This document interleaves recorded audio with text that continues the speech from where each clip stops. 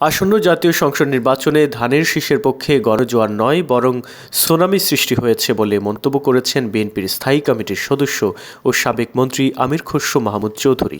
তিনি বলেন, এই সুনামিতে সব অপশক্তি ভেসে যাবে এবং আগামী 12 তারিখ ধানের শীষের বিজয় সুনিশ্চিত হবে।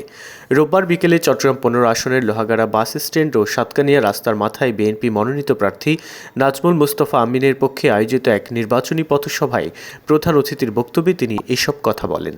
আমির খসরু নেতাকর্মীদের উদ্দেশ্যে বলেন, আন্দোলন শেষ হয়নি। আন্দোলন শেষ হবে 12 তারিখে, যখন ভোটের ফলাফল আমাদের হাতে আসবে।